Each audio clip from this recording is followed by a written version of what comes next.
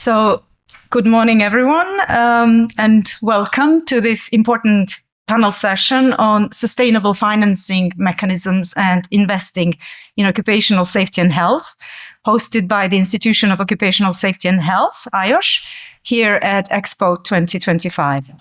My name is Marijana Živković Mtegha. I'm Strategic Engagement Manager at IOSH, and I'll be moderating this discussion together with my colleague from the ILO, Tomoka Omoto.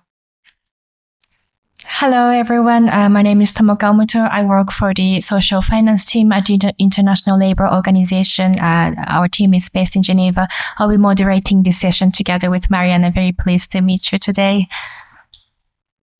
Thank you, Tomoka. So I'm proud to announce that this event is endorsed by the ILO-led Global Coalition for Social Justice, of which IOSH is a committed member. We are here today to help ensure that financing for occupational safety and health is recognized not just as a technical necessity, but as a pillar of equitable and inclusive development. Today's discussion builds on the ambitions of the ILO Global Strategy 2024 to 2030 and the Coalition's missions to mobilize multilateral and cross-sectoral action for decent work. Tomoka? So our goal here is to explore how sustainable financing can be directed from government budgets and different financial institutions to ensure that safe and healthy work reaches all workers across the globe. And now it is my pleasure to introduce the panel. We're joined by an exceptional group of panelists, each bringing a critical perspective. We have first with us Joaquim Pintado Nunes, Chief of the Occupational Safety and Health and Working Environment Branch at the International Labour Organization from Geneva. And Joaquim will set the global policy context for this panel session. Then we have Engineer Ryan Al-Zareki, who is Deputy Secretary General at the National Council for Occupational Safety and Health, NCOSH, from the Kingdom of Saudi Arabia. Engineer Al-Zareki will talk about how NCOSH is securing long-term investment in occupational safety and health, especially for SMEs and high-risk sectors. Due to another session, Engineer Al-Zareki will have to leave at some point during the session, so we apologize in advance for this. We have next speaker, Felix Oko. Felix is a Principal Safeguard Specialist from the Asian Development Bank, and he will bring in the development finance lens. Next, Linnea Wingström, who is Global Director of Construction and Health and Safety at Building and Woodworkers International, who will give voice to workers' priorities. Then we have Tatsuro Yuzawa, Head of Japan at United Nations Principles for Responsible Investment, UNPRI. And Mr. Yuzawa will speak to the investor community's evolving approach to occupational safety and health. We're delighted also to have Andressa Hernandez, who is Vice President of Safety at Siemens. And Andressa will bring the corporate ESG and innovation perspective. Unfortunately, one of the panelists, Ms. Nana Wanjao, who is Vice President at the Commonwealth Business Women Africa from Kenya, is not with us today. She has, however, shared a video message, and she will share some insights from SMEs and the informal economy. And last but not the least, this panel, we have Vanessa Harwood-Whitcher, who is IOSH's Chief Executive, and Vanessa will close the panel by discussing the OSH professionals' role in this subject matter. So today we encourage your active participation through the Q&A segment that we have toward the end of this session. And in continuing this dialogue beyond this event in Osaka is our agenda here. So with that, we would like to begin with a global picture first. So my first question is to Joaquim.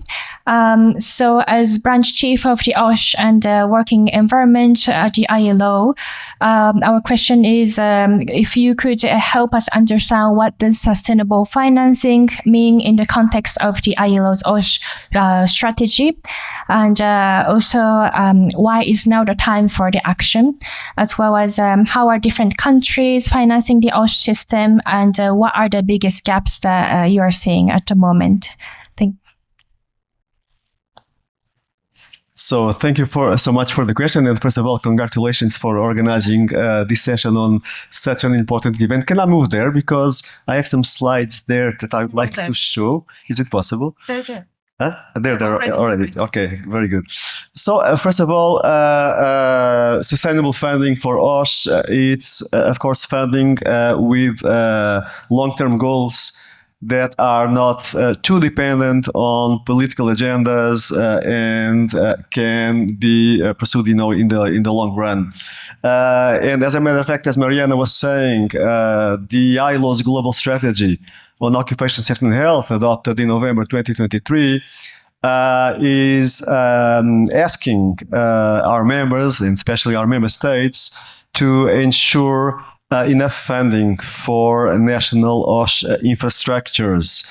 And this is also, I would say, something that is addressed by international labor standards and one of our fundamental conventions, Convention number 187, which does require member states to provide adequate resources for national OSH programs and systems. The ILO has not worked so far too much, on how different national systems for occupational safety and health are financed. So this is a gap that we have, that we are starting to address now. And to start to address the gap, we have engaged on an initial research to learn how different countries are financing their systems. So these countries are Germany, Japan, Peru, the Philippines, Tunisia, and, well, not a country, but Quebec in Canada, because we have different jurisdictions. And what we have seen in relation to these 6 countries is that there is a mix of different sources of funding that, let's say, mostly we have state funding from the state budget.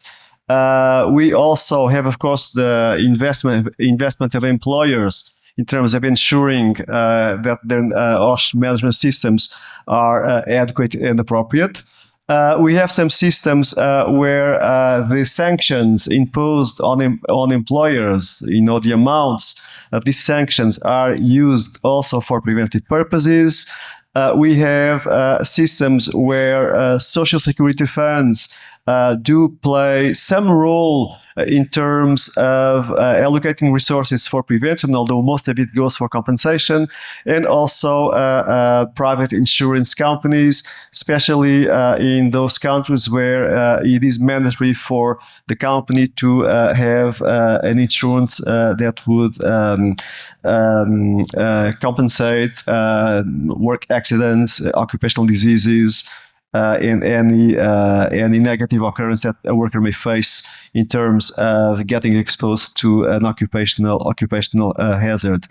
So in terms of the public financing, what we found through these studies is that, well, this is foundational, it's critical.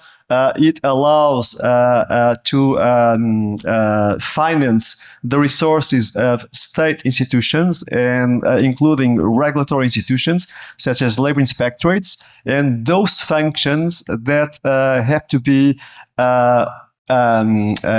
offered by the state to their citizens because they are not commercially viable. So, the private sector would not undertake these functions. And again, this regards, for example,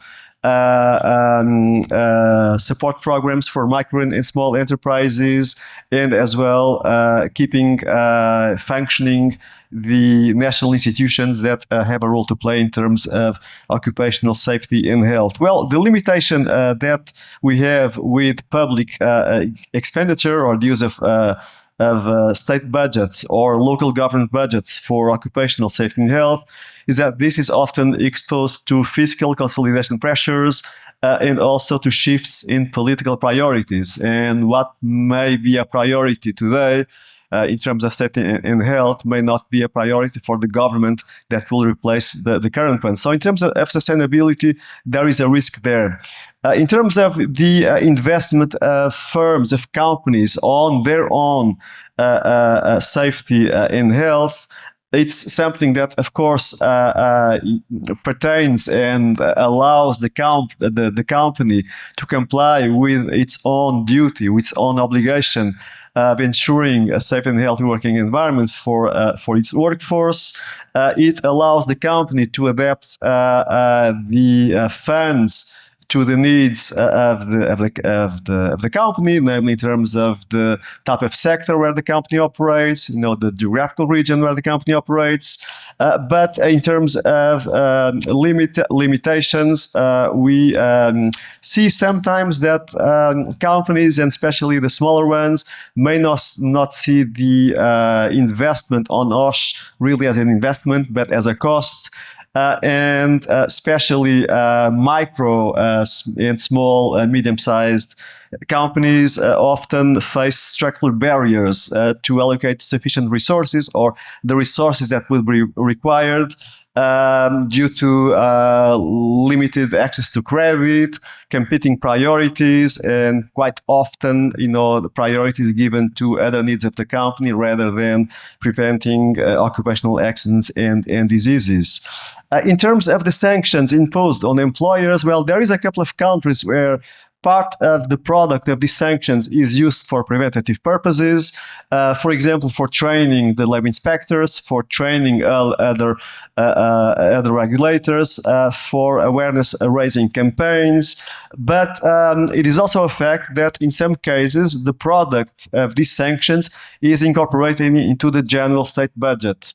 And then it's lost in there. So it is not earmarked, and as such, the amount that could be used and better understood, even by the employers, if it was used for preventative purposes, it is at the end of the day used for something else. So what we see is that for this kind of option to work as it should, we need to have sound, robust legal and budgetary frameworks that, first of all, are transparent.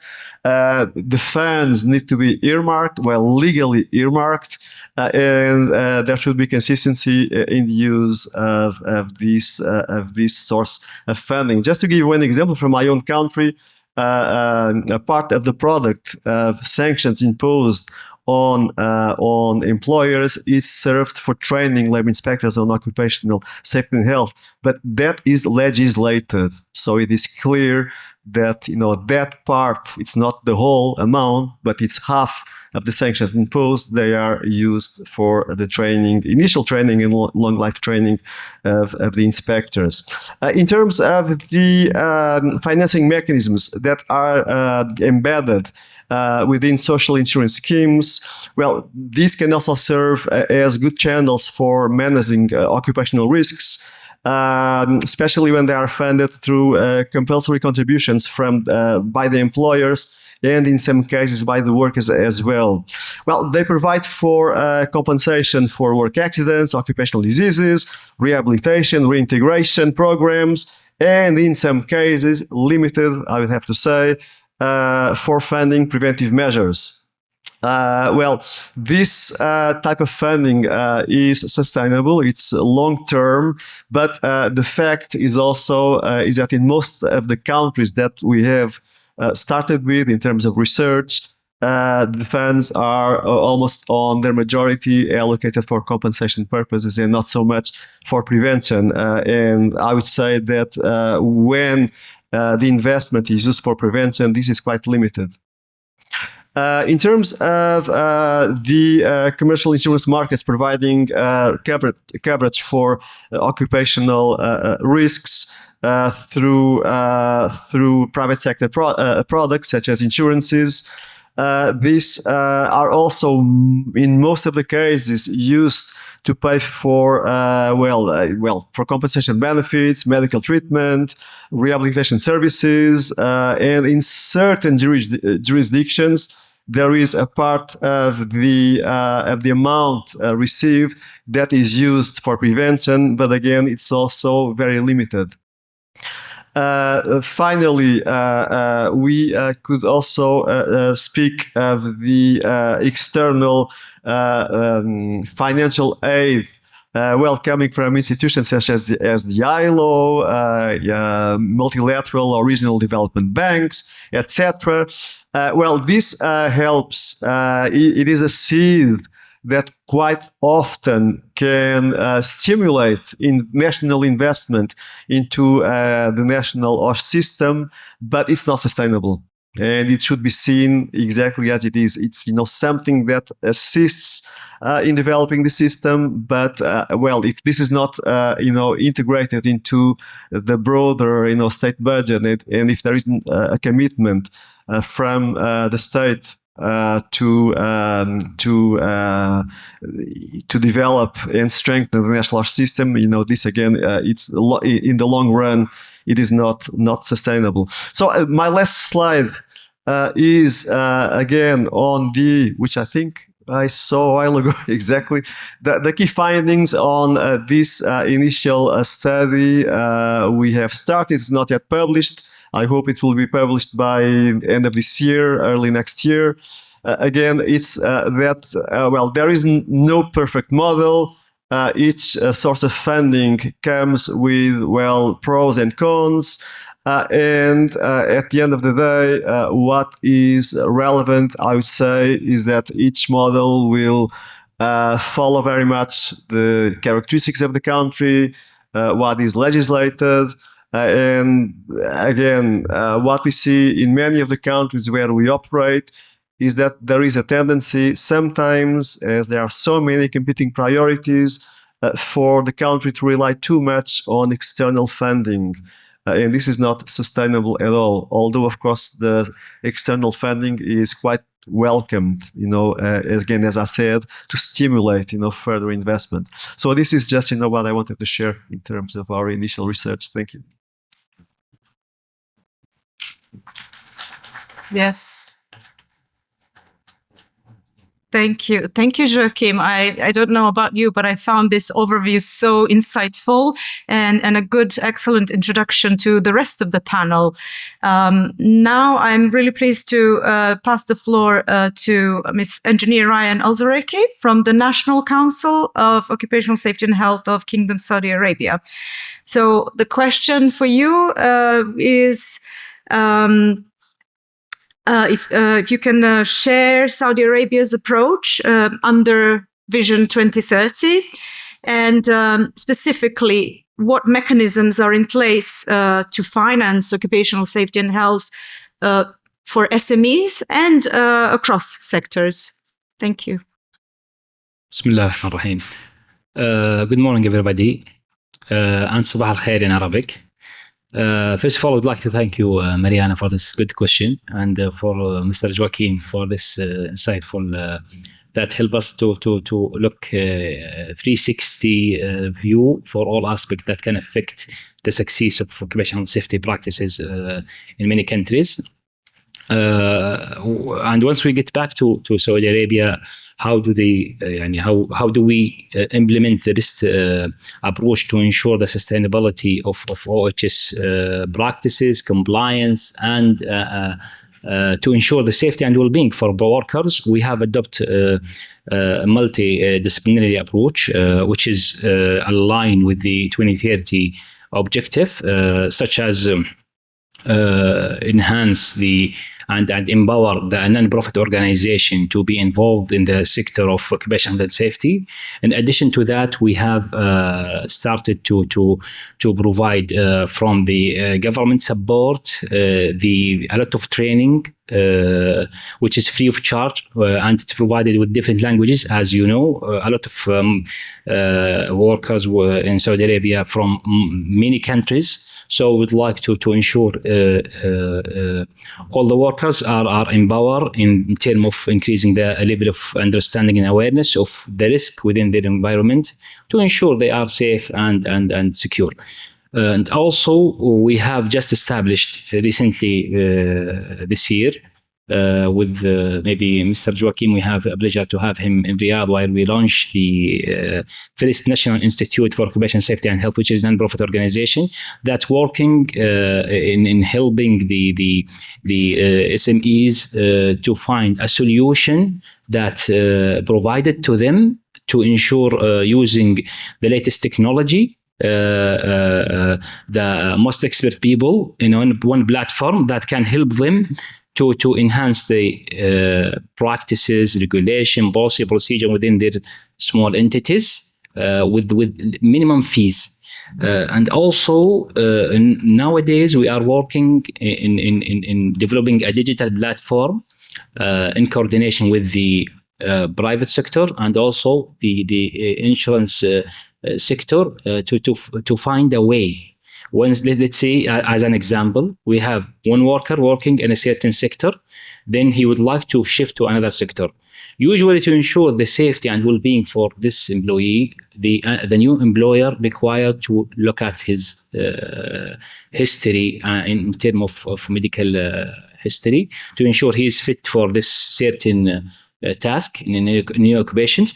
So to reduce the cost for the new employer and to fasting the process of joining the new job, we're trying to develop a platform that have the whole history in terms of medical and wellness of the employee. So for certain example, let's say he is working in the construction sector, and we know there is a certain exam should be go for the employee. So once he started the new job, all the required examination will be shown in the platform with the latest result from the employee. So we save the money for the new employer, so he can look at that one with minimum cost.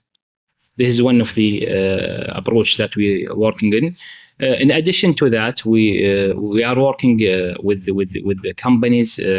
And by the way, the National Council for Occupational Safety and Health have three main players, who is the employer representative, employees representative, and government representative. So let's say today in X sector, they are suffering from one challenge.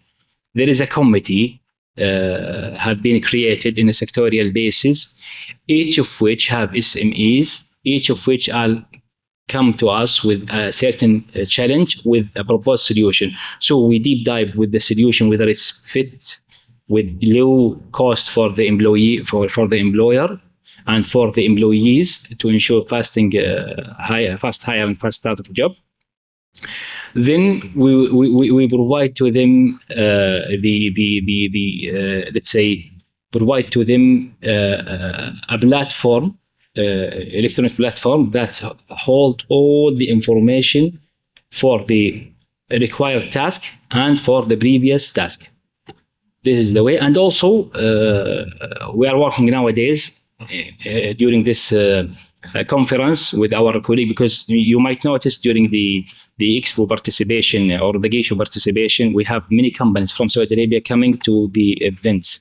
So during the side event, we're talking in a many way to ensure the sustainability or funding OSH practices for all SMEs. So I think it's multidisciplinary team between the government, private sector, investor, and also the employees. We need to hear hearing from them the pain and how do they propose to solve the problem. Thank you. Thank you very much. It was a very comprehensive reflection on our question, and I think this is well connected to Joachim's previous discussion, and also will connect better very well with the later session when we discuss the financing need for small businesses. Yes, thank you. So now we can perhaps move on to the different perspectives from the development finance field. So we have Felix here today from the Asian Development Bank. So Felix, how is the ADB mainstreaming this OSH in the bank's environmental and social safeguards? And how do you see the sustainable finance creating long-term impact at the country and project level? Thank you very much. And let me say thank you to Joachim and engineer yourself for the preceding comments that you've made, which I won't repeat because there's a lot of alignment with what you've said already. But maybe I think on this panelist, we're a bank. So it's very clear that people will be looking out for exactly what do you finance. And I'd like to start by saying that as a bank, we aspire for zero harm, zero fatality, zero incidents on our project, but I'm saying that with linearness on my left-hand side, who we've already been talking about some incidents on our project. And how do we mainstream this? We mainstream that to the development of a set of standards. But before we get to that, maybe let's touch on the couple of financing mechanisms that we have. So we lend money to countries, and we also lend money to SMEs, corporate entities, big institutions. And these countries vary from different in terms of capacities on how to manage OSH. So, I mean, last year, for instance, and the years before, ADB has been, doing a lot of project support to the tunes of 40, 55 billion a year. We don't have dedicated funding that says this is going towards OSH. And I need to be very clear on that. But for every dollar that you get from ADB, it has got some OSH component built within it. And that's why we set up standards. So we provide loans, we provide guarantees, we also provide equity participations, and it goes as far as to the capital market transactions as well. And the standards that we have, maybe Marijana, if you move to 10 standards, we have 10 standards that every dollar you take from ADB, you'd have to go through the standards and tell us how you show that. I think that would be the next slide. This one. And if you press the next button, it will tell you 2 of those standards are quite very important for OSH. That's a standard 2, and the name infers it, labor and working conditions. And then standard 4, which goes a little bit more beyond OSH, health, safety, and security, because OSH also involves where we do the projects. Where we do the project also involves the surrounding community. So we talk about OSH, but we also talk about community health and safety. These 2 standards are standards that apply to pretty much all transactions. And I'm using all transactions to cover both debt and equity transactions that we do across the board in ADB. And you have to tell us how you're going to meet the working conditions for your workers, and then also how you're going to address the health and safety elements. And countries will not come to you, unfortunately, or maybe we've not reached the stage where a country will tell you, I'm borrowing specifically to address OSH requirement in my country. We don't have that. But now ADB, with this new framework, environmental and social framework, we're going towards a much more adaptive reliance on country systems. So part of the new transactions that we'll be processing, we'll be doing a gap analysis to look at how your OSH mechanisms of managing project align with international good practices like that of the ILO and most of our standards here, which align. And if there are gaps, we would then design a project to address those gaps. Some of the gaps require establishments of dedicated units within government departments to manage the projects.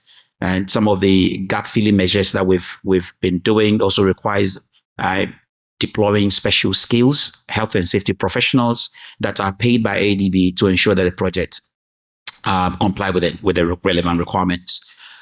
In some exceptional cases, we've had to pretty much handhold our borrowers and clients to do that. But for a lot of our clients, we take a systems approach, and this is what maybe answers your question. When you come to us, we ask you to look at a long-term approach to managing OSH, so that your future engagement with ADB will be more seamless. And that means that taking a systems approach. And a lot of the studies that we've done, maybe if you go to the last slide, has highlighted that if you take a system, a long-term approach to financing OSH or managing OSH, the returns have been proven to be quite very impactful. The last slide will tell you that businesses that invest $1 tend to have about $4 to $6 in return in the long term. And we're a bank, so sometimes we have to use the language that the investment officers can identify with. If I go and tell the investment officers 4 people died, not that they don't appreciate, but that is not the language that they align to. Right? Okay, 4 people died. We had 6 people who died on the last project. They are looking at comparative. But when I mention to an investment officer, if you spend $1 today, you're going to get $4 to $6 return in the long term. They look at it. And some studies that have also been done in the States also shows more than $2 billion costs to a lot of investment that are done are associated to fatalities and serious incidents. And if you look in that order, ADB investing about 50 billion and 2 billion is alone could be lost to lives and incidents on the site. It make investment officers to wake up. On the last slide, Marijana, yep. If you press this. And these are things that we're looking. So we're looking long-term leveraging on the financing mechanisms that we have. And they're yielding quite very good results. And we like to partner with a lot of stakeholders. And that was a slide that you saw. Our borrowers, our clients, and I'll be passing the mic already to union reps as well by the ILO that we've also been partnering with to make sure we make Asia and the Pacific a safe place to work. Thank you.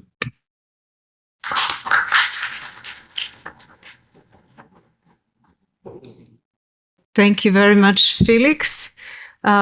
This definitely adds a new perspective, and we can all now see how it connects well together, how the financing really is not one-sided topic, but it involves different approaches and connections.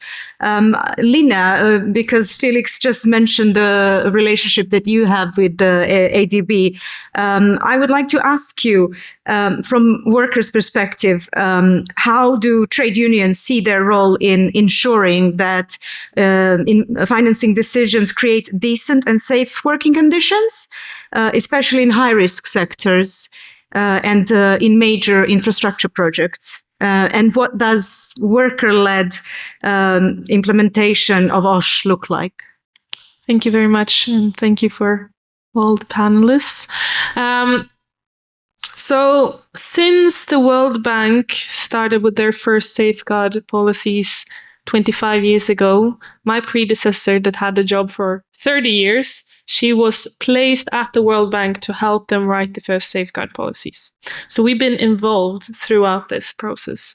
But in the last maybe 7 years, we realized safeguards, before it was just, okay, we're going to have as good policy as possible. And we go to all of the consultations on how to develop a better policy. And we have discussions with Felix. Oh, we want this line in the policy.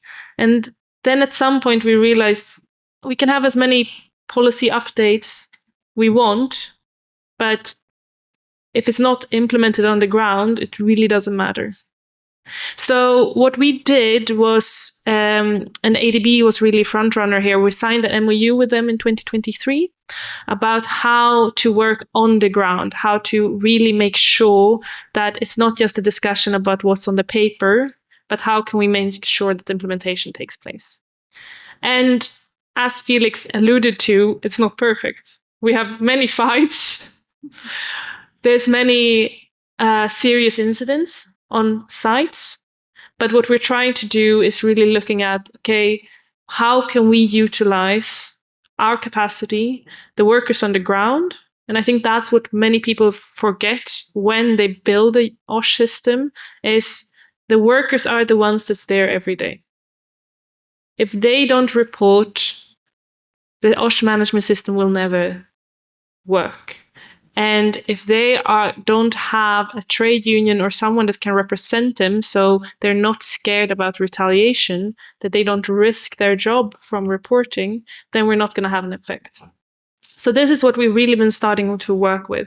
And also to ensure that trade unions and workers' representatives is not just a part of when the project happens.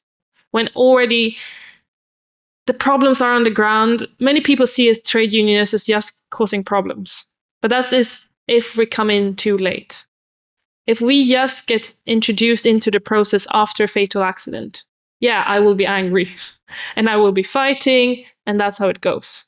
But if we're early on in the process, when it comes to planning, when it comes to making the budgets, when we come to advising, to give the trainings, to ensure that the preventative work is done, it's not like we're going to be aggressive when it comes to preventative work. The only thing we do is really trying to make the best conditions on the ground. And I think this is where we're really trying to change the perspective of trade unions and workers' representatives, because our slogan has been for a long time that development can't be built on exploitation.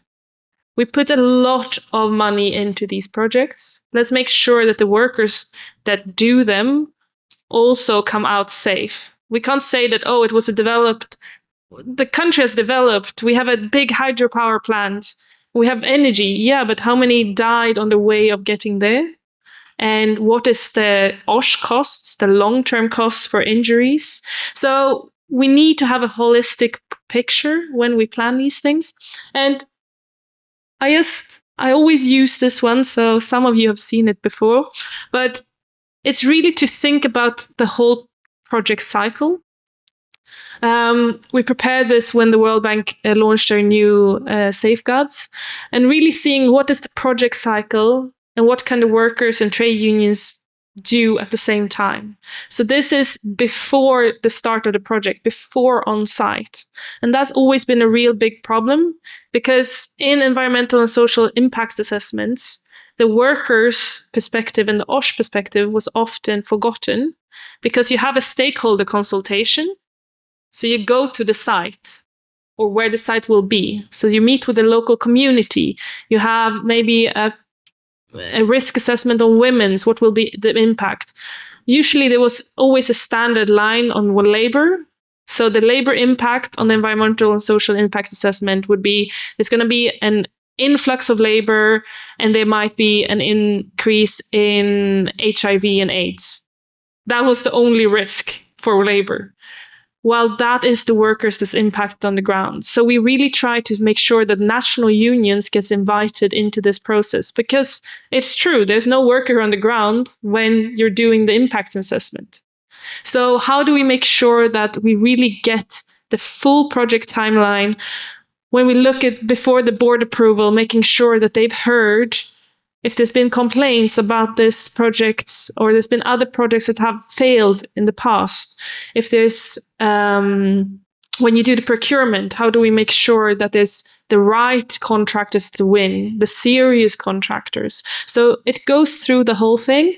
And on the next slide comes to what you usually think about trade unions, which is being a part of the complaint mechanisms, the OSH committees. And that's still important. They are the ones that can be on the ground every day. Felix might be able, if he's lucky, to do an inspection once per year to a high-risk project. So, and I know you can't fix everything on the project, but he will not see the same as if I go with the trade union. And we've done the joint inspections, and we really, I think, learned from it together, seeing, okay, what do I look and what do the workers tell me, which they wouldn't dare telling you? So I think this is really also how we build the trust between us.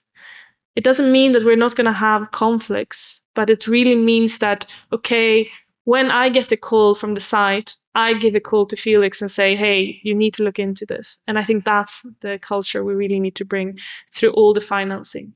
And just on the last point, because I focus on the MDBs, but I think the next step in this, where the big investments are coming now, is the green investments. And that's not just MDBs, it's all kind of stimulus packages, etc. So how do we make sure also there we have a worker's perspective, making sure that the green financing also goes hand in hand with decent work? So when we spend the money, let's make sure that also the people that's involved get a part of it in the sense of decent work conditions and not exploitation. Thanks. Thank you very much, Lena. for sharing this perspective from the workers. Obviously, this is a very important consideration when we talk about this topic, and very useful to hear from you. Thank you very much. So perhaps we can move to the perspectives from the private financial institution. Before throwing a question to our next panelist, perhaps I can also share some of the examples. We have the ILO Social Finance team. We work with a private financial sector company to promote ILO's decent work agenda. And some of the examples we have on the OSH-related activities include our work with the microfinance institutions in Jordan and in India, where we developed the OSH training materials for the loan officers of these microfinance institutions and also the end clients, mostly the small businesses in these countries, and conduct the OSH trainings together with the microfinance institutions. Another example we have at the social finance team at ILO is to work with the impact fund that invests in African agriculture businesses, where we support the due diligence and impact monitoring of the investee companies. And we obviously measure the OSH practices and how the OSH practices improve after the disbursement. And the third example I would like to share is our work with the PRI. We have the Yuzawa-san here as a speaker today, but we developed the guide on business and human rights in collaboration with PRI, which was driven by the ILO Tokyo office. And this guide also has this OSH perspectives in this guide. So this leads to my next question to Yuzawa-san. So from the investor side, how is occupational safety and health emerging as an ESG priority? And can you tell us a bit more about PRI's Advance initiative? This is a stewardship effort on social issues and also human rights, and what kind of OSH indicators investors are looking for? Thank you. Thank you, Tomoka-san. It's my great pleasure to join this session as a representative of a PRI. Maybe, for those of you who are not so familiar with PRI, PRI is an investor-led, UN-supported global initiative to advance responsible investment, more broadly meaning the ESG investment. We have more than 5,000 signatories worldwide, with asset management $128 trillion US, and which consists of asset owner, investment manager. Those are typically the institutional investor. Our work on occupational safety and health, or more broadly, the human rights issue, basically based on internationally recognized standards. So we encourage signatories to adopt UNGP and or OECD guidelines. That's a starting point. And the human rights and the social issue are becoming increasingly important in these states, with over 1,000 signatories already adopting OECD guidelines and UNGP guidelines. However, increased adoption of these frameworks must be implemented and complemented by more comprehensive implementation, because only a minority of our signatories shows they provided the access to remedy, to be honest. According to our latest annual reporting result, please move to the next page. 64% of signatories have a specific guideline on human rights, but only the 32% conduct human rights due diligence, and just 11% enable access to remedy. The PRI call on responsible investors to scale up their action on human rights to manage associated risk and impact to fulfill their fiduciary duties. At the same time, the responsible investment itself has been evolving. So now, our signatories think not just managing ESG risk or factor, but taking the action on sustainability outcome should be one of the part of future responsible investment. The occupational safe and health and safety, and also the more broadly the human rights issue should be the one of the important sustainability outcome, and it should be the kind of system level issue which could affect the investor's future portfolio. So the system level issue, like human rights, including occupational safety and health, could not be solved by single investors' efforts. That's why the PRI started to launch the first collaborative stewardship initiative on human rights and more broadly social issue in December 2022. The other one is the world's largest investor stewardship initiative on human rights, with 268 investors representing over 35 trillion US dollar AUM, and actually 116 of investors are engaging with 38 companies right now. The other one's focusing on the two sectors for the first stage, that are metal and mining and renewable. They picked those two sectors based on advanced sector company selection methodology to identify the sector and the company where the human rights risk and the impact are most severe. The metal and mining and renewable sector were selected. They are ranked high risk for the assessment of markets. We recently just released the first progress report of Advance Initiative, and it indicated the labor right, including the health and safety, is the second most engagement topic in an investor discussion with a company engagement. And the first one is the human rights due diligence. So I would say the labor right, including the health and safety, is a pretty much important topics, and investors are paying the pretty much most attention for this area for collaborative engagement. And for each object, engagement groups sought to outline the engagement ask. So what investor ask in their collaborating engagement? The first one is reporting and disclosure ask. Obviously, they need more information and data. The second objective and ask is conducting due diligence, audit, and risk and impact assessments. Those are obviously in the second phrase we are looking for.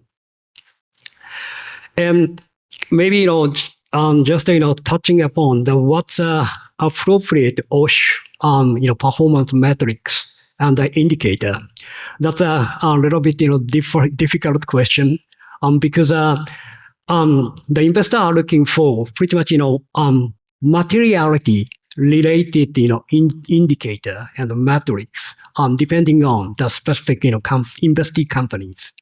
So the investor pointed out in general item like a number of reported accident incident, number of days lost to work as injury, illness, the percentage of employee training, health and safety, a percentage of employees satisfied with the overall work environment. But what really I'm looking for from the investor's perspective is how companies are mitigating and addressing human rights issues. So obviously, not just only the quantitative OSH data or case study, but what they are looking for is not just achievement or progress, but also the challenge that company are facing, and that's most important thing and they are looking for. That's why the appropriate OSH metrics indicator are a little bit difficult to standardize. Maybe I can stop here at the moment. Thank you very much. Thank you. I think it is very encouraging to see that there are 35 trillion funds available, and hopefully will find their way into OSH, into more sectors in the future. We see metal and mining is one, and environmental. It seems that investors are really looking to support the just transition investment first, but we would be delighted to find a way of how to mobilize the funds across other sectors as well. Now it is my distinct pleasure to pass the floor to Siemens, but I would like to give the floor to Andressa from Siemens, and I would like to ask her. Actually, we are aware that Siemens has taken a strong stance on safety as part of its ESG strategy. So, Andressa, could you share how occupational safety and health is financed within Siemens, and how transparency and technology are helping to create lasting impact? Thank you. Thanks a lot, Marijana. Say good morning, everyone. So how OSH is, let's say, budget or finance in Siemens? I think before talking how we are planning or how we budget or how we finance it, it's important to understand that OSH is part of our strategy. Yeah, so not only for the aspect of the social responsibility, because we have more than 300,000 employees. And you can imagine that with this comes also SMEs, contractors that are, so we have really a good, a social responsibility with everybody that is touched by our company. And of course, our economic growth. So maybe the next slide, Marijana. I brought this slide, it's just one slide to show a bit or to illustrate what I meant by that. When I say that OSH is financed, is part of our strategy, you can see at the bottom of my slide that Siemens strategic priorities come. The first topic, empowered people. We do understand that the people that are empowered, they will take best decisions. They will take fast decisions. And only empowered people that can perform, they need to be healthy and safe. Because if a person is not healthy or safe, they will not perform their best. They will not flourish their talents. Another point that I want to is the growth mindset. It's offering learning opportunities to people to upskill themselves. It doesn't matter the topic that they are responsible in the operation. And how we cascade this? From the company strategic, we have our environmental health and safety strategy that brings safety and health and safety working conditions as one big element, together with, of course, our skills and mindset and data technology. We break this down also. Let's see a little bit more specific when it comes to health and safety strategy. Then we look to the adaptive, how we create systems and processes where we can adapt for different circumstances that we face every day. Because we operate in 100 countries with different, I would say, risk profiles. And therefore, it's important to understand that as OSH, we understand that the people is key for our success as a company. So all the finance is embedded in the company strategy. Every single country, every single project, everything that we do. But it's not only that. You can see in the upper part of the slide that we also have clear commitments related to the ESGs. So for example, the work well-being. The work well-being of our people, looking how they feel in their work. It's also, of course, increase access to the employee assistance programs. It's about reducing, of course, incidents. I think we all target this people being healthy and safe when they are back home. And then, of course, we cannot forget our stakeholders. Sustainability rates, finance and banks, yeah? So where we bring also all this into the context and we keep dialogue with them to understand the expectation, to adjust. And not only because it's a compliance, we go beyond compliance. We engage with stakeholders, we engage with the community where we operate, we engage and develop and have what I call a legacy. So Siemens also, when we talk about funding, is one example, was the first private sector, private company to be a donor for the ILO Vision Zero Fund. Because we believe that we can really invest to transform the society, to create capability, to train, to be a systemic investment to transform the work, to have our working conditions to everybody, not isolated actions only. But doing things that can really transform where we are and put the society forward. The other part was how technology can help us. So as a technology company, we truly believe that with our technology, we can transform the everyday to everyone. And transform the everyday to everyone, meaning also that our process, our products can support the health and safety in the different industries where we operate.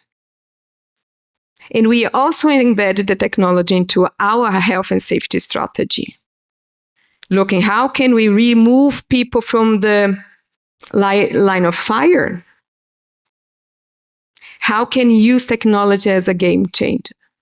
I personally like the one priority of the Siemens, go back to the slide in the bottom part, that is technology with purpose. So for health and safety, we do not apply technology, but the sake of technology is a cool thing, let's do it. No. We always put the people at the center, and we use exactly the Siemens priorities, is technology with purpose. Every time that we do implementation of any technology related to the health and safety, we put people at the center. We bring the workers with us, discuss with them, the union as well, how this will impact, how can we transform, how we can implement this technology. And we come together to co-create, to experiment on that. So just a little bit what we do in terms of push, I would say, health and safety, not only to our, I would say, little ecosystem that is not that little, but also to the surround where we operate. Thank you very much, Andressa. It was very insightful to hear about the Siemens efforts that goes beyond compliance in this topic. Thank you very much. So now we would like to perhaps turn to the perspectives of the small businesses. So Nana Wanjao, she's a vice president of the Commonwealth Business Women Africa in Kenya. Unfortunately, she could not make it to the venue today, but she shared a video with us that we can watch. So she will be discussing on the small businesses, particularly women entrepreneurs in the informal economies, efforts on the OSH and the challenges that they're facing, and also the financing needs of them.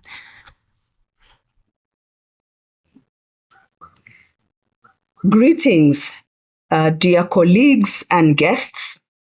It is wonderful to join you in Osaka, Japan, from Nairobi, Kenya, at this vital GISHW International Symposium, to discuss a topic that is not just a matter of policy, but of human dignity and economic prosperity. Sustainable financing for occupational safety and health, particularly for small businesses, the informal economy, and businesswomen in Africa. These are topics that are very close to my heart. We gather here out of a shared commitment, ensuring that every worker, regardless of formality or gender, benefits from safe and healthy workplaces. However, if we were discussing sustainable financing for OSH, specifically for small businesses, the informal economy, and businesswomen in Africa, it does not exist. It does not exist. These workers in these sectors often lack access to even the most basic OSH protection.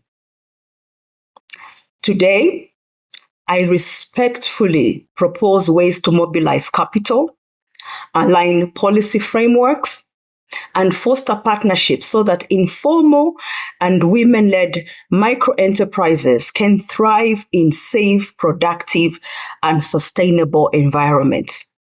After all, Vision Zero is for all, and all must mean exactly that, for all.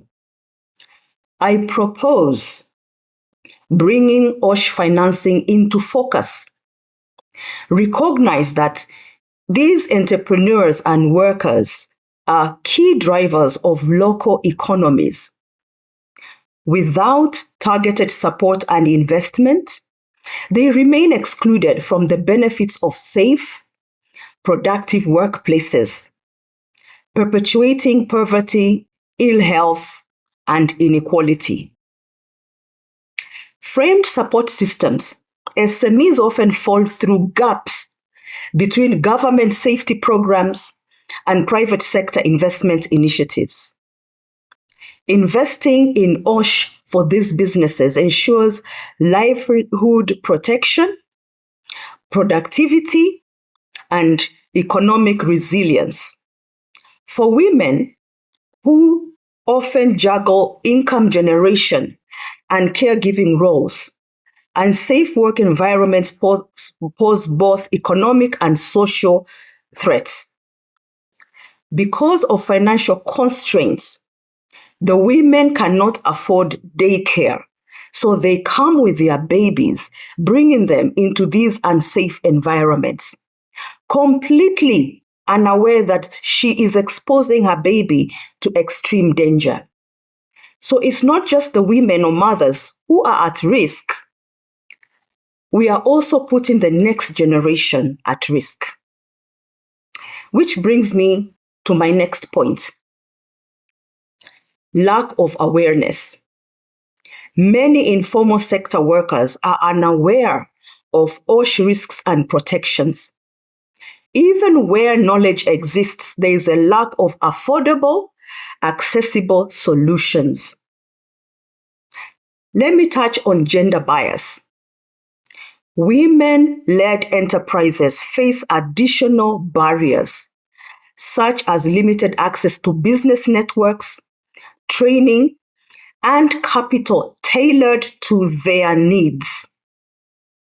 Traditional funding does not consider OSH investments as viable or urgent for micro and small enterprises. Let me repeat that. Traditional funding does not consider OSH investments as viable or urgent for micro and small enterprises. OSH financing support, what can that do? OSH financing support, I'll take you to the ground, can prevent a woman seated under a tree in Ghana crushing her coconut from being bitten by a snake. OSH financing support can prevent a little girl who is stitching fabric with her feet, her delicate young feet being deformed, and this fabric is being used across the world on the fashion industry. OSH financing support can prevent future accidents.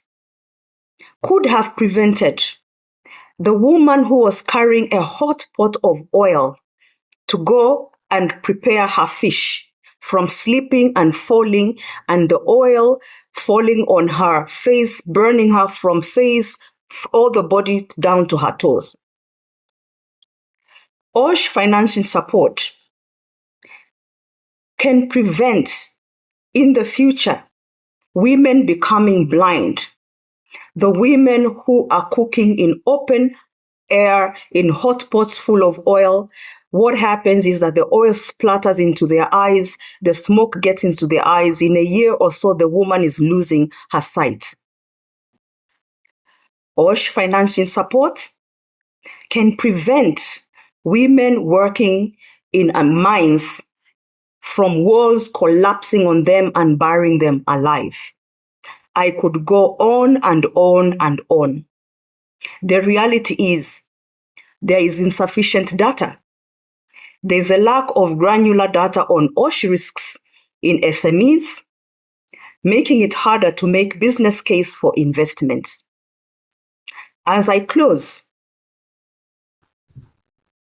I do apologize. I'm not sure what happened there, the technical glitch exactly when we were expecting to hear this powerful closure. But you will agree that what we've heard there was very powerful. So a well-deserved round of applause as well. I mean, I think for me, it is fantastic to hear and see throughout this discussion how we started off with a global perspective, bringing it to country level, seeing how investors looking at it, where companies have to play, what workers' role is and development finances, to then go straight to those categories of people and workers that like Nana just mentioned in her video, that lack not only protections, but awareness of the OSH solutions. So I hope that this panel discussion will help shed light on how the system is set up, how it works, and how it can, through what Andressa just said, that collaborative cross multi-stakeholder engagement, address and find a way to create a system that really is helping all involved. So I think, Vanessa, you're now you will be taking the floor, and it's very appropriate moment to see what the OSH profession can do about it. So obviously, you are chief executive of IOSH, and IOSH is the world's largest professional membership body for occupational safety and health professionals. So from that perspective, how do you see the OSH profession contributing to sustainable investment? And what is the responsibility of OSH practitioners and professionals to influence financing policy and the practice globally? Thank you, Marijana. Well, I've worked with Nana over a number of years now, and every time she speaks, I feel emotional. So I come to this, my part now, with a heavy responsibility to make a difference, because hearing her speak about workers that are affected so badly, who have no exposure to any OSH mechanisms, is just not acceptable. So I'm sure that's what she might have said in her conclusion. So yeah, I've got big shoes to fill, I think, in answering your question. I mean, it's just been so valuable this morning to get that multifaceted perspective from all these different partners. And actually, if we can align these and really focus then on the boots on the ground, which of course is where IOSH comes in with our 50,000 members across the world, I truly do think we can make a difference to so many different working lives. I think my fellow speakers this morning have just brought complementary perspectives to the discussion. And as you said, Marijana, I'm here to sort of give the boots on the ground. Our occupational safety and health profession and our professionals are absolutely key enablers of decent work. The profession relies on labour laws, health and safety laws, frameworks, policies, national policies, plans, organisational governance to do their vital work. So all of these people that have come before me, you are important to our profession. The institutional investors, the development banks, philanthropic providers, and all of the due diligence systems also contribute to this work, helping to create safe and healthy working environments and decent work. At IOSH, we know that social sustainability, with good OSH at its core, is the backbone of sustainable and resilient businesses, supply chains, economies, and societies. So how can our profession contribute to sustainable investment? Should they simply just hope and wait? I think we heard that from Nana. Absolutely not is my answer. Our OSH professionals and IOSH have really active roles to play.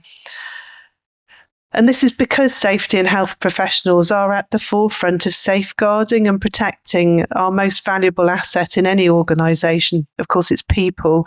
You know, we are personally and professionally invested in making sure that they get commitment, processes, and the resources that they need. And sustainable financing and investment isn't just about environmental stewardship or financial returns. You know, we've heard that already today. It's about designing, developing, implementing, and managing the systems and practices that ensure long-term resilience, productivity, health, safety, and well-being for all workers and communities as well. Today's discussions so far have highlighted how frameworks and tools such as the UNPRI's 4 Pillars of Decent Work and the ADB's environmental and social framework really do help shape investor expectations and sector selection. And these approaches are really reinforcing the importance of integrating occupational safety and health into sustainable financing.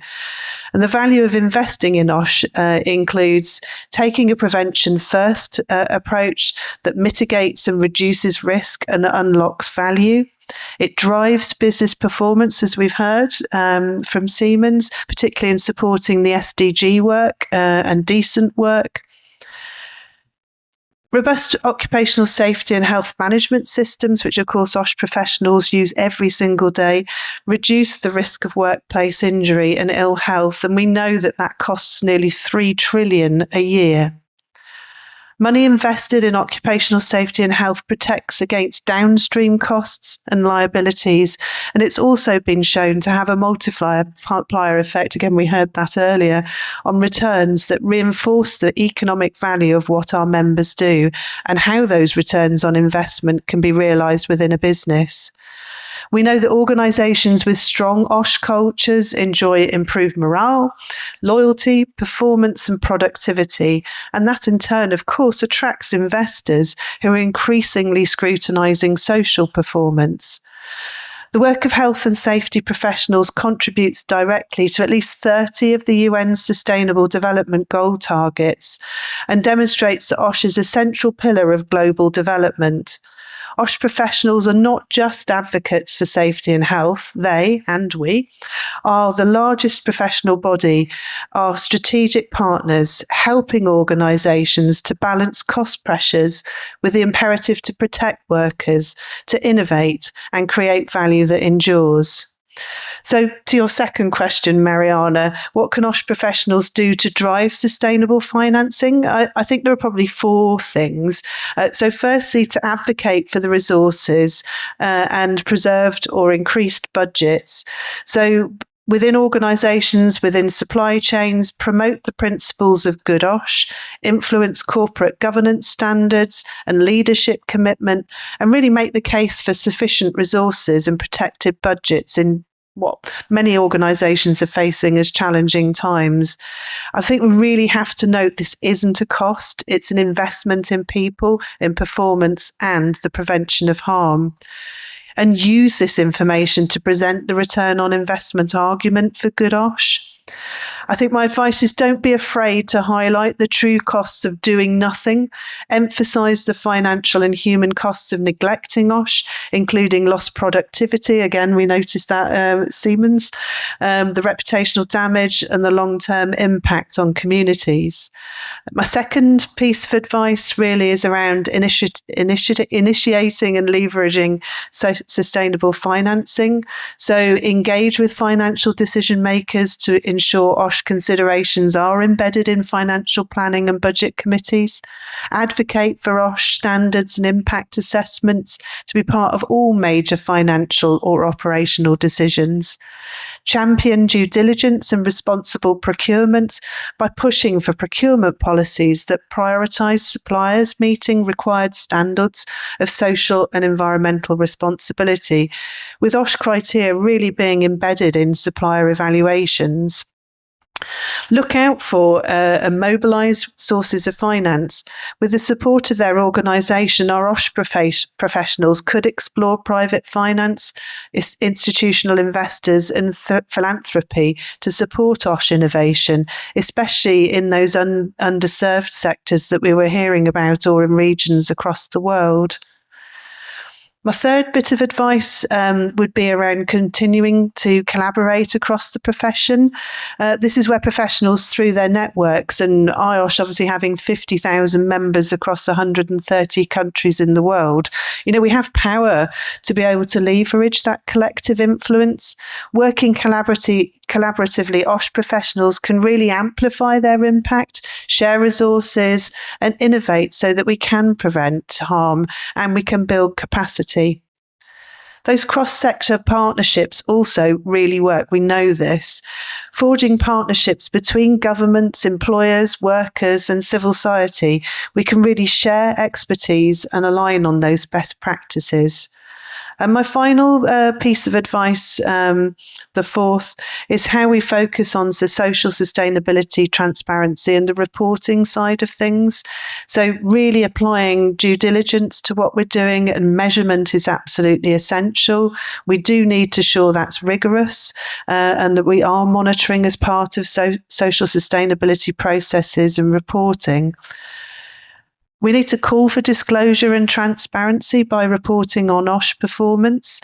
And we need to be advocating for OSH performance indicators to be disclosed alongside financial KPIs. And we need to drive accountability and attract sustainable development. And we need to demonstrate the contribution of good OSH to the SDGs. It was great to see your link in your PowerPoint slide, Andressa. I think that's exactly what we would advocate for. So in terms of the role of IOSH, in addition to being the voice of the profession, we're also a convener. Today is a really good example of that. So we want to advocate, we want to influence, and we want to build capacity in safety and health in every sector and every region. IOSH really is absolutely uniquely positioned to do this work across its membership and with all our stakeholders so that we can achieve our vision and your vision of a safe and healthy world of work. So as a convener, we bring together professionals, researchers, policymakers, and we stimulate debate and share research on sustainable business practices.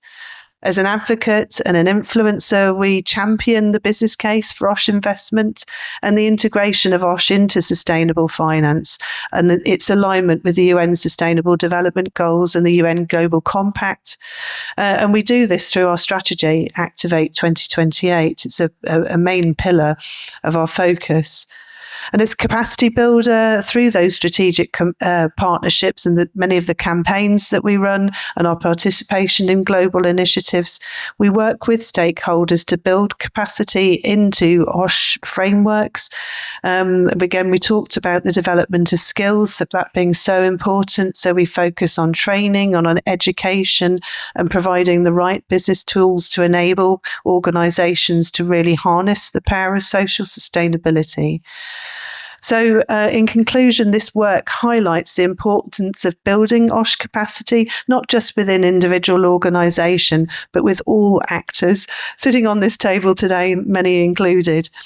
So good OSH practices must become accessible to every worker. We heard that from Nana in her very powerful video. No one should be left behind, from micro businesses, small enterprises to large multinationals, from the formal and the informal economy and in every region. If we are truly going to be safe and healthy in our world of work, OSH professionals must recognise and appreciate the collective influence that they and we have.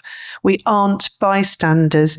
We are essential participants in shaping the policies and practices that determine how resources are allocated, risks are managed, and lives are protected. By working together across borders and sectors, we can ensure that every investment is truly sustainable for business, for society, and above all, for workers everywhere. Thank you. Thank you very much, Vanessa, for your comprehensive reflections and what has been discussed with different panelists, and also to our questions, and also sharing your perspectives on the role and responsibility of the IOSH on this topic. Thank you very much. So now we would like to open the floor to your questions from the audience.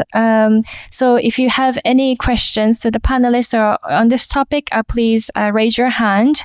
日本語でも申し上げますと、質疑応答の、時間になりましたので、ぜひですね、何かご質問がある、方は手を挙げていただければ、マイクの方を、運びますので、よろしくお願いいたします。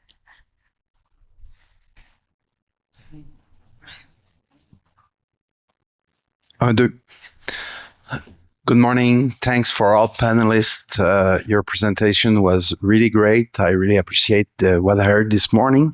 My name is René Leblanc from Canada. I represent Reflex. It's a newly NGO. My question is to, actually, I wrote like 5-6 questions. So I'll start with the first one. And if nobody else come back to ask other questions, I'll come back to ask others. But my first one is to Joachim. And actually to Felix and Mr. Nukeli. As I understand, with fundamental rights, countries now have to publish annual reports or triannual, depending if they are signatory. These reports are non-disclosed, are not public. Are they at least public for the financing organization, worldwide financing organization?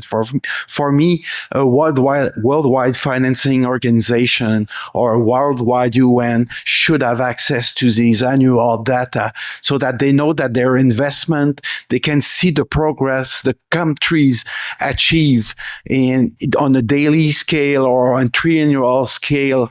And it would be great that these partners see and get access to these reports and see how their investment, there's a payback on these investment. So please, Joachim, I hope you understand my question. Joachim clearly understood it. So please give me your thoughts. I hope I did understand. Just kidding. So just also, to inform the audience that the ILO has a reporting system in terms of our international labor standards.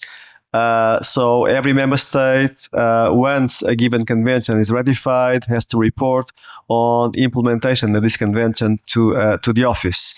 The reporting periods are different depending if we are talking here of a technical convention.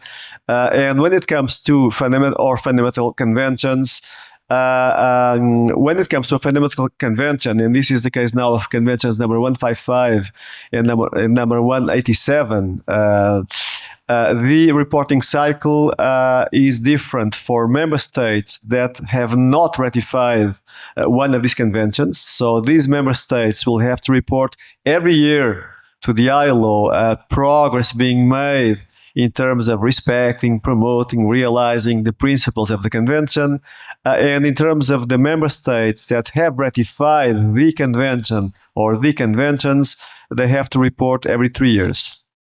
Well, the reports themselves, the document itself, it's not publicly disclosed, but these reports are assessed by what we call the Committee on the Application of Convention, the Committee of Experts on the application of conventions and recommendations, which provides observations to the member state in case it is found that the member state is not complying, is not implementing the convention as it should.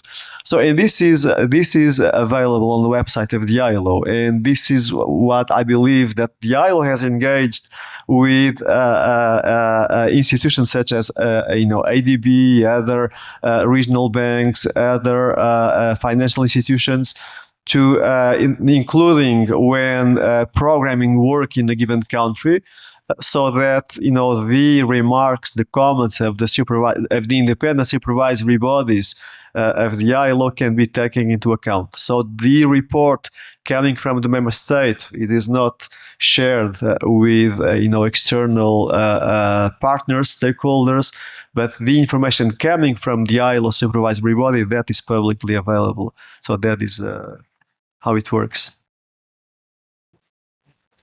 Thanks. And maybe let me continue from maybe where Joachim concluded. I think maybe from a very practical perspective and from a development finance institutions, you hit the nail right on the head. And I just want to be very open and transparent on some of the challenges that we face when it comes into implementing projects. I would say signing a convention is the easiest part of it. And getting pictures for the glossy magazines and say 150 countries signed this convention is just the beginning of translating a conventional objectives into tangible actions on the ground. The difficulty is, how do you then enact the right legislation? How do you then set up the regulatory framework to make sure that the aspirations and objectives of the conventions actually translate into protecting the rights and safety of workers? This is where it becomes quite very challenging. And for us, we would not prevent and hold back development purely as a punitive action to a developing member country for communities like Nana and others mentioned, just because a government has not done what they're supposed to do. And that's the approach that we've taken. We would want to work with the ILO, and we've been working with the ILO in the let's say, our readiness to the effectiveness of our new framework, which we call the environmental and social framework. We've been working with the ILO regional offices to make sure we have access to the country information that we need to have to. Those that are subject to disclosure, they're publicly available. But the ILO is now having more frequent meetings with us in those instances. And what we're looking to do when we're processing or programming projects is to look at a gap between what is supposed to be good practice and what actually exists in the country. For some of these gaps, we can fix them via financing through the project. Deploying a particular set of skill from one area in the region to come and fill that gap may be a very easy fix for a particular project. But our project's lifespan may be between 1 to 5 years and it's gone. Right. But in some of the gaps, we need to engage with the government in what we call a country partnership strategy, which is a long-term way systems approach to doing it. Because once you fix it at the government level, it means that all future projects will benefit from it. So those are the entry points that we're working with. And I think the stronger engagement with the ILO, the union workers across board, voice of workers, and also with IOSH, we've been developing a lot of knowledge products also with IOSH in the future would then help us. Every dollar that goes out of the door should be one that should prevent death and create safer working environment for all. Thank you. Thank you very much. And we have the next question. Yes, please. My name is Duncan Spencer. I've been an occupational health and safety professional for over 35 years. And I picked up on a theme that's coming out from a number of different speakers here, which interests me, that actually it comes down to all of the great intentions at the highest levels that we might have. It's the boots on the ground that are really important for actually making things happen. And of course, that pleases me no end that my profession is growing in its importance. But I was interested specifically about the OSH specialist. Maybe Vanessa, you want to comment on this first, but maybe others on the panel will have a perspective on this. I wonder whether the occupational safety and health specialist or professional, whether they actually adequately connect with the financial people within their organizations. And the second part of that is whether they are integrated far enough in the decision making within for finance and what have you within their organizations as a result of that. So there's two parts to that question. Thank you. I think maybe if I answer first on a collective position, and then maybe Andressa, would you like to comment too? Yeah. So I think the first thing is that we should acknowledge that OSH professionals are doing this. So there are people working at director level within organisations and at board level who are financially literate and are engaging with their finance colleagues. So it's not there is not an absence of it. I do believe that we can do more, and I think part of that is, and actually IOSH plays a really important role in that, is about how we build the capacity within the profession and the capability within the profession to develop financial literacy.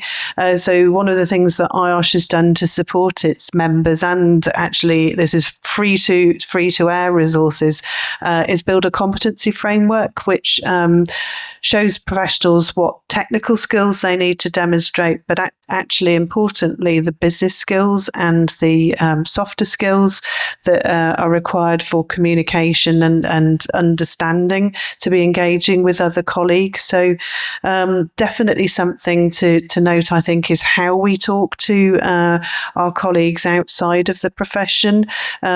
So understanding what keeps them up at night, talking their language is really important. So IOSH sees its role as being really one of helping the professionals to engage more within their organisations. I think the other thing is that I said this yesterday, statistics talk, they make a business case. So the more that our members and the wider profession can do to put really good metrics in place, put the baselines in place so that once you put interventions in place, you can then track progress. That's really important. We heard around the PRIs, some of the indicators that you're suggesting that be in place. I would go further perhaps and look at both leading and lagging indicators to help make that position much clearer. But if we can talk statistics, if we can talk about the impact that our profession is making on a business, of course, that's a nice circular argument for why they should be at the table in these discussions. And I think the final thing to say is that I'm seeing increasing transparency within annual reports around OSH activity. So actually just in the last couple of weeks, I've had two members send me copies of their annual report to say it's there. And I'm always joyous to see that, because it means we are working at that strategic level and really making a difference. Andressa, do you want to perhaps add to? So as a health and safety professional, so I'm a safety engineer by profession. So we don't have economics and business when we are studying to be a safety professional. It's a given. So it's difficult to talk the business language. So in the general part, I think that we need to really go to the core. When we analyze an incident, we say we need to understand what is the root cause and the contributing factors, right? Let's use the same analogy for this. So we need to fix the basics. So we need to go to the root causes that when we are forming new health and safety professionals, we need to embed the business part on that, understand financing. Couple of years back, Ralph, please help me, I think 10, 12 years ago, we had a program that was software skills or no technical health and safety skills for our professionals. And one topic was finance for no financials, to help our EHS community to better understand the financial language. So, because we need to close the gap. We don't have this in the education. So back to IOSH, would love to have more in this in the education of the professions and also in the university. I don't know if we have any university representative here for the safety professional to include this in the curriculum. Yeah. And the other part of the topic is, are they close to the decision? Yes, we create mechanisms in our processes that health and safety is part of the decision. It's embedded in the decision for implementing any project or bidding in some of the process that we have. So we need to be closer, not everybody. With 1,400 EHS professionals, I will not say that everybody is close to finance. I will not say that everybody is part of the decision, but in different levels, yes. But I think here we need to really have a better, I would say, foundation skills for the professions.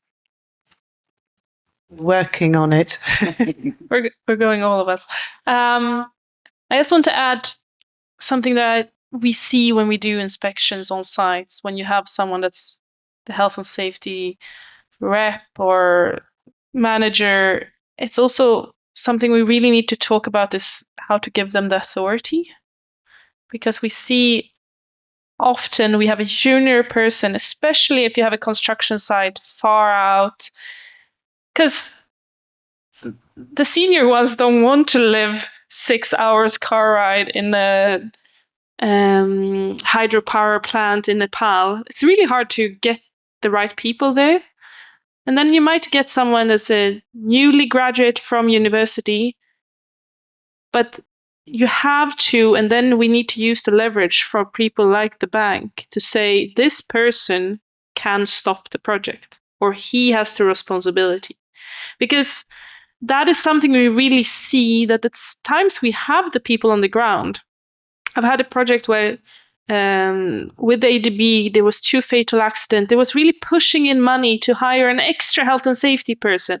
And then we had another on another level, and the consultant had a safety person. And then when we go around the site with this person, in 2 days, we had 3 near misses. Just walking around the site. There could be a fatal accident on all of those 3, easily. And I asked the health and safety person, what's happening here? And he says, yeah, this is really bad. I said, okay, so why don't you do anything? And I think we really need to also think about that part. If we want, otherwise, I love your profession, but you're useless if you don't stop the work. So we need to really talk about that as well. We always have some sort of divergence in conversations, but that's quite very healthy in that stakeholder engagement to get safer work in the place. I agree to that. And I think the capacity of health and safety workers, so Duncan, your point is very clear. I would say probably it touches on the most sensitive things that we can't talk about openly, right? The capacity of health and safety professionals, having the relevant qualifications as a currency from either IOSH, from NEBOSH, it's critical across the Asian and Pacific, and it varies significantly, right? In some countries, we don't have anybody at all. And sometimes also retention is the biggest challenge. When we have built in OSH financing to build a capacity in a project, in some countries, the moment the person capacity increases, it ends up leaving in the Pacific to Australia, New Zealand. This is one of our headaches. Or may even end up joining ADB or joining the World Bank, right? So there's always issues with not just building the capacity, but retaining the capacity on that project is a big issue for us. And then the other one, even within the MDB, I can assure you that every multilateral development bank or development bank has recognition of health and safety. I work with a significant health and safety specialism by me. And I occupy, I would say, a very high decision-making system. When Linnea makes a shout, she makes a shout to us. She expects us to take action. We could stop projects. In one of our countries, Pakistan, we were able to stop a project for a long time. And stopping a project, as Linnea is alluding to, has a lot of financial ramifications.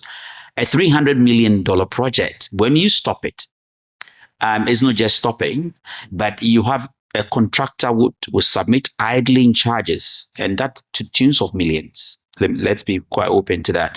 A government that is looking for the next election, and this project is a flagship project and has to win votes. So there are a lot of big things outside that you may not know, to which you say, okay, the decision is not coming as prompt as you want. But I think there's recognition overall within MDBs for health and safety, and the profession has evolved and move on forward. I also just want to let you know that among all the development banks, we have a working group. I've invited her. She's been part of that working group. So all the health and safety professionals within the banks, we meet every year. I think in October, we're meeting already in the UK. And we meet to talk about these emerging issues and how to address them and how to get senior management. You touched on a point, and that point, I think, is what is very important. And that was on the last slide, talking the language of the investment officers, right? And if you don't talk that language and you sit in your technical box and you talk about lagging indicators, incident, LTI, nobody's going to listen to you. No, well, when I say listen, they're going to hear you, but they're not listening to you because you're talking your language. But then translating that into their language wakes them up. If I go and tell my boss that we'll look 2 billion worth of loss of life is every year, they will sit up and look at how much of a proportion is it to ADB's annual investment. But if I say 15 people dying, yeah, they're not health professionals. And it doesn't mean that they don't recognize, but they can identify with the language. So health and safety people learning the right language and being part of the economic, being part of the decision-making, corporate, business, SME, brings us to the table. And then we can help the decision-making process. Yeah, just to complement that, you have the authority to do it, especially if your country has ratified one of the ILO conventions, which is Convention number 161, the Occupational Health Services Convention. And there are two very important provisions, on that convention. The first one is that, within the functions of the staff working, as part of the occupational health service, that, we have different types. Depending on the country and the legislation, you are supposed to be involved, on all the planning related to, everything that relates to, work, organization, working hours, equipment, machinery, this very well. So this convention entitles you to, ask whoever in the company, the financial department, procurement, what is being done, namely to make sure, for example, that new machinery being brought to the factory, for example, is safe and without uncontrolled risks to the health of the workers. But there is also another provision which is very important in this convention. Well, I'm not going to say how many countries ratify the convention. I'll skip that one. But it's the fact that you're independent in the exercise of your functions. So, staff working for occupational health services are independent, from the employer, from the unions as well. So it's something to be done impartially. So, I think this is a call also, again, I'm always calling for, everyone to help us to get the conventions being ratified. I guess it's also a call, for the ratification of this very important convention, which, again, I'm going to skip the numbers.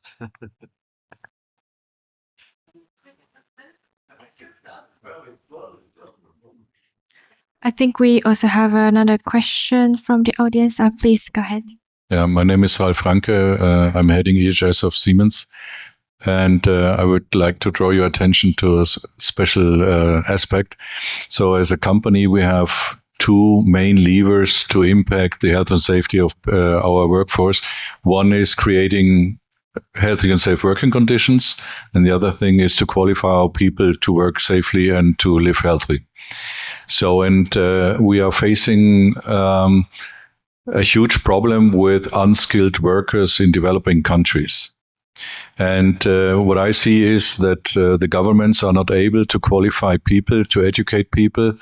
So like in Germany, you have apprenticeship, all the electricians know how to work safely. But then when it comes to Africa or to India, completely different game. that drove us to the decision that we set up a training center in India to qualify all our contractors in, let's say, high-risk operations like working at height, scaffolding, electricity, and the like. And now it comes to Felix. A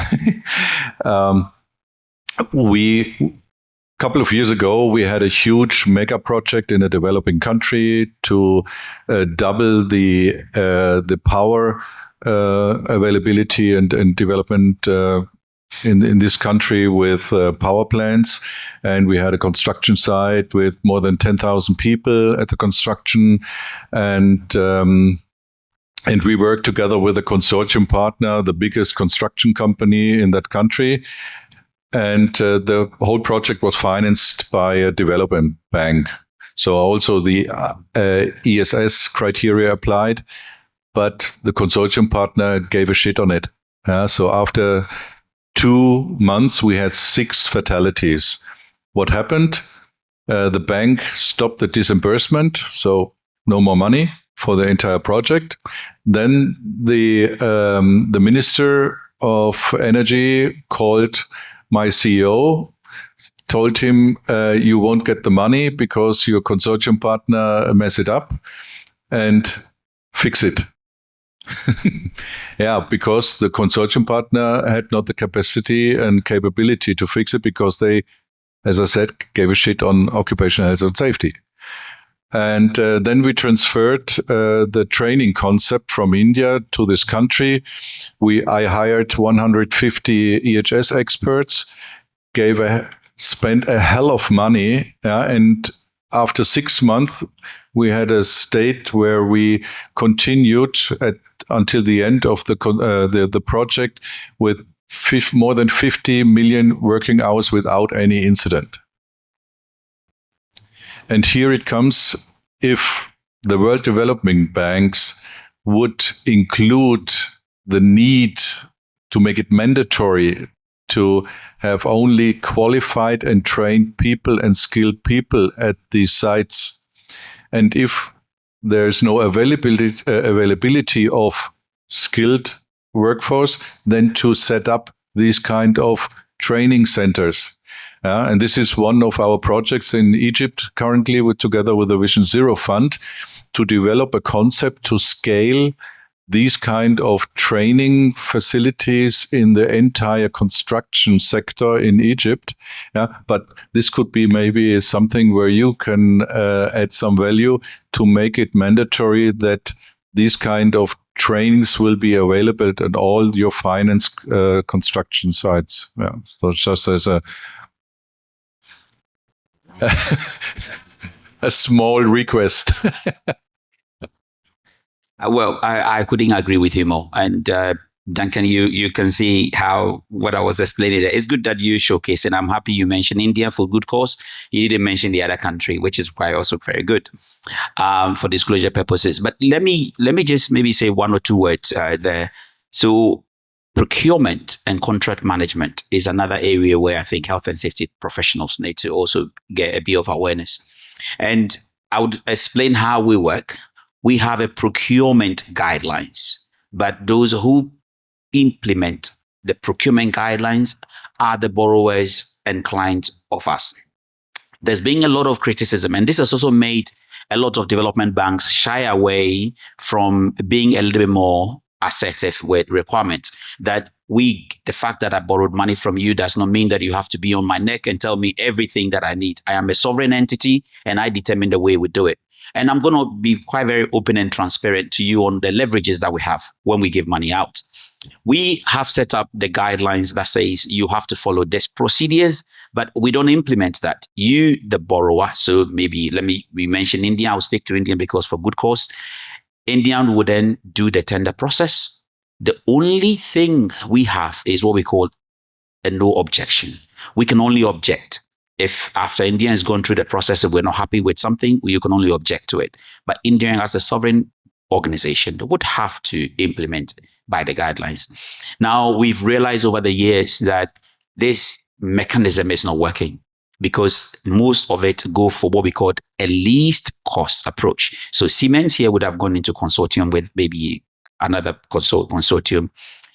The one who submits the least bid tends to win, but the least bid would not have adequate resourcing for health and safety, either the professional or making the resources available for training local people to make sure we have the resource in place. And that then becomes a problem. Procurement, contract problem. Procurement, contract management. So in ADB, and I can talk for all development banks, we're shifting the goalpost to what we call a value for money proposition. And that has already been implemented. Where now, last year, I was able to push so far, you may have seen that, to include declaration of past EHS performance for contractors in the bidding process.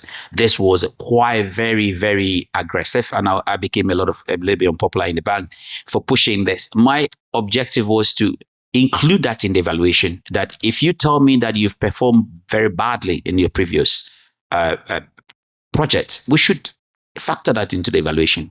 This was pushed back.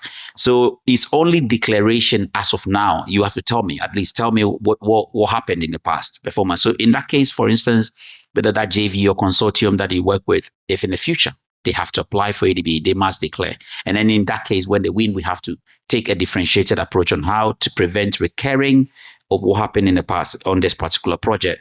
But now we're moving to cases where we now have more leverage, the board of governors, who are the same countries, by the way, the same countries. The owners of the bank includes the same countries that you mentioned. They are the shareholders of the bank. They're now agreeing to move towards the value for a money project, which would now give us a lot more leverage to do that. So I completely agree with you. We're setting up also regional training centers. India is one of them. Fiji is one.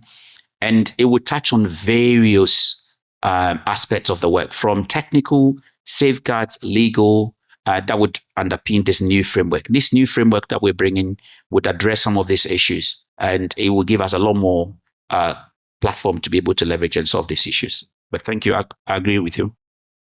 I just support you. It's very strange to hear someone saying exactly what we've been wishing for a long time. And Felix laughed a bit because he heard my words in your mouth.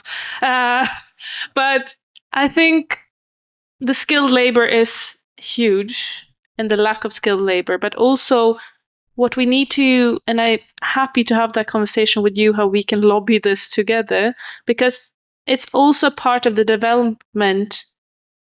The project should lead to development. So an added benefit for the project is also to have skilled labor. But then we also have to see, how do we make sure it's transferable skills? Because what we see on many construction projects is, okay, people learn at work, and they maybe even get trainings, but then they don't get the certificate afterwards.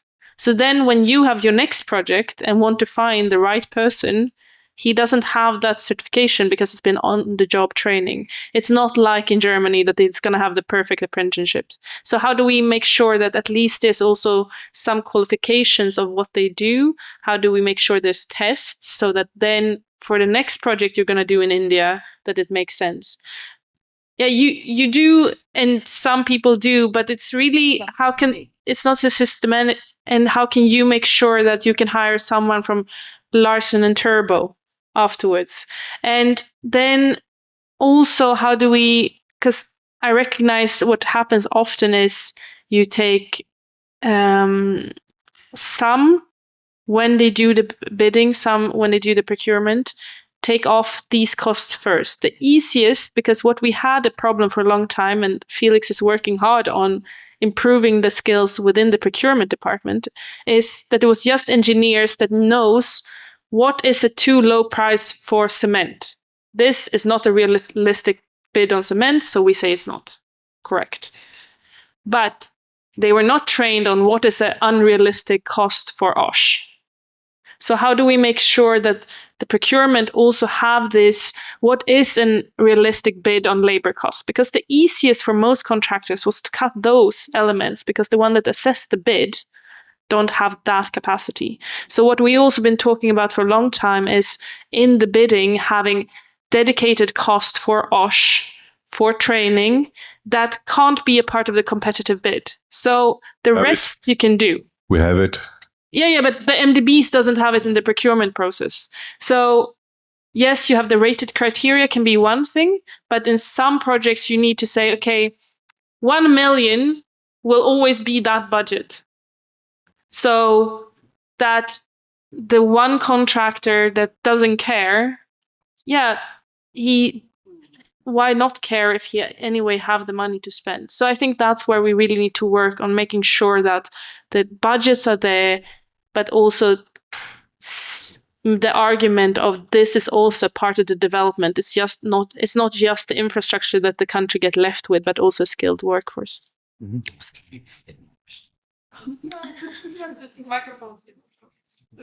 Thank you. And the next question is, yes, please. I know today is about financing and investment, but I have the duty representing an NGO to say that I have a colleague who has a $5 million budget to manage the cat population in Galapagos because it impacts sustainability, the biodiversity. There's no fund. There's no international fund. And in the environment, there's funds for air emissions, for climate change, for this. But for NGOs to do international projects, so we can transfer our knowledge to emerging economies, there's no international fund to support that.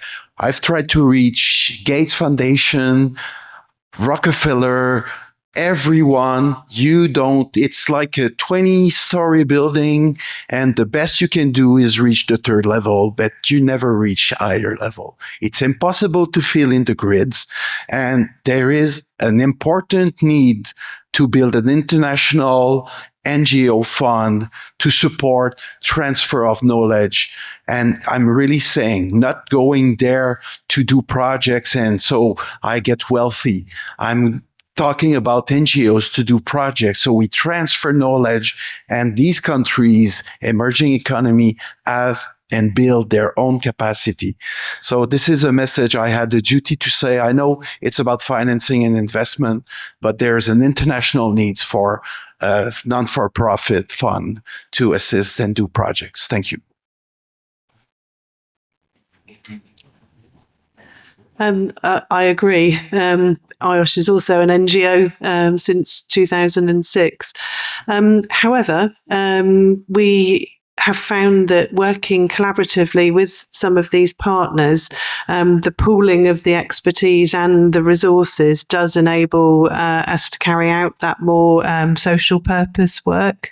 Actually, it's a shame Nana's not here because we have worked in West and East Africa on workers who are in the informal economy, so shear butter workers, quarry scavengers, fishmongers, and we've worked in a strategic alliance to identify those informal workers, give them knowledge around how to do risk assessment. So we've put IOSH members on the ground to help them to identify that they're even working in a harmful way. And then with partnerships with the ILO, with the governments in those countries and the regulator in those countries, we've got a sort of trickle-down effect of funds coming in, regulation to come in, and practical support on the ground. So that multi-stakeholder approach has been really beneficial. We couldn't have done that on our own. We are a charity and we hold reserves to fund social purpose activities, but there's no way that we could fund every single problem around the world. So that's a way that we've found has been very effective. And we're really pleased to say that from those risk assessments, we've been able to move those workers out of vulnerable and precarious work into the formal economy. And the governments have recognised now that they can step in and they can fund. They just didn't know these people even existed. We have some videos on our website to tell that story, so it might be worth having a look. Joachim was one of the people on the videos, so.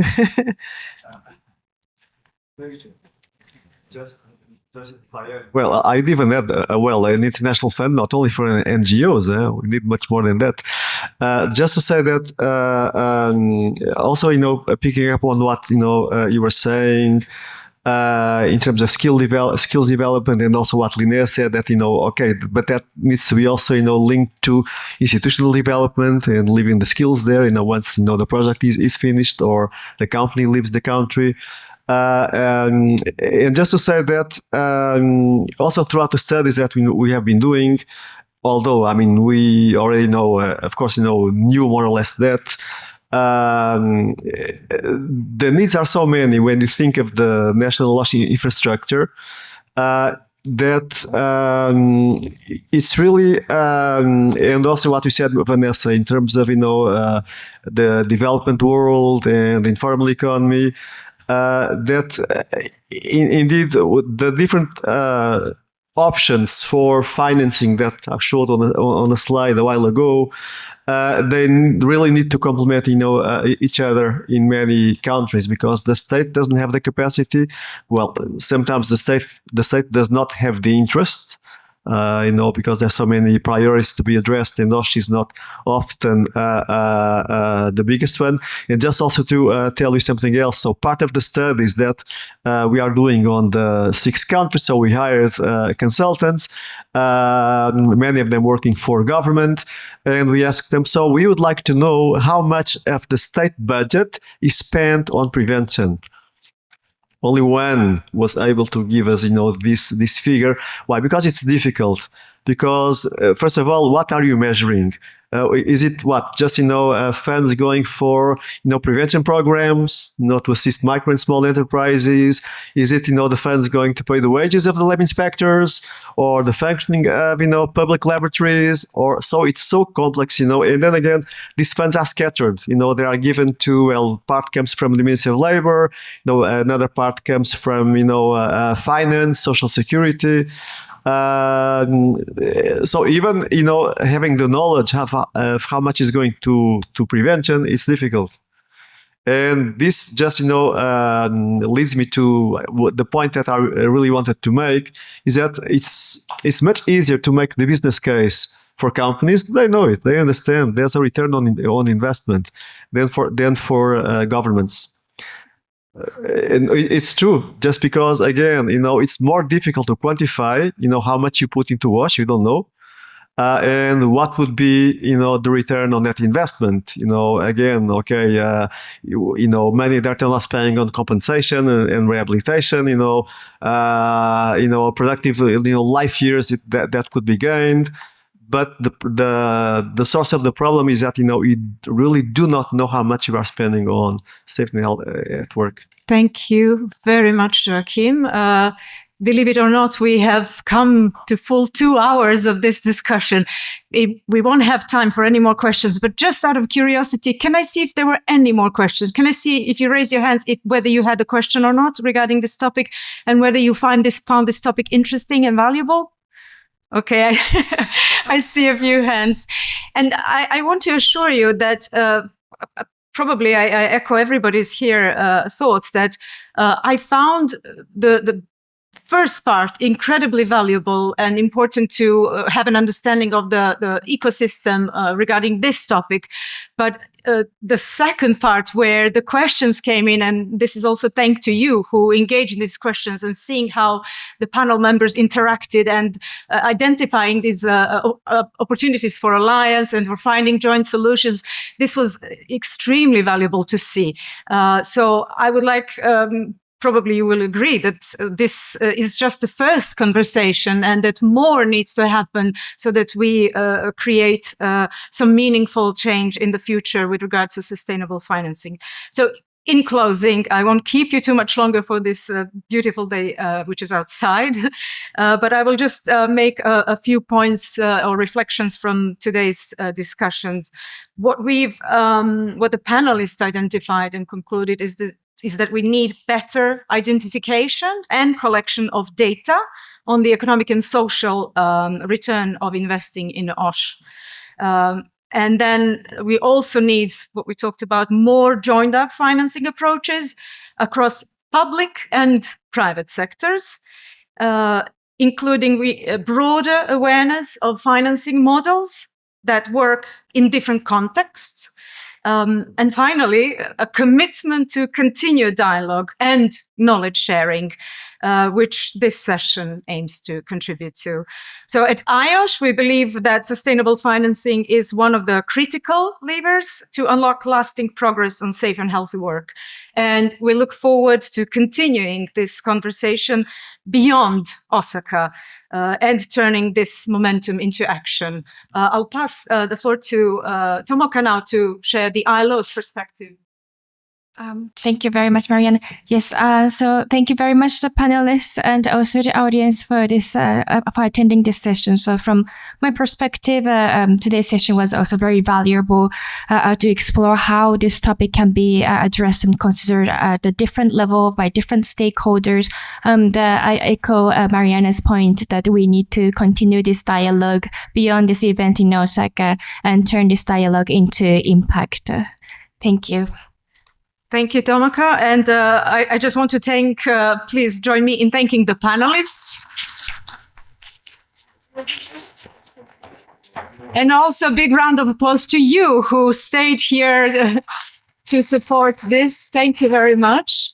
So we hope that the ideas today will inspire collaboration, innovation, and action in your own context. And now, please feel free to enjoy EXPO Osaka, and I hope to stay in touch with you later. So thank you very much.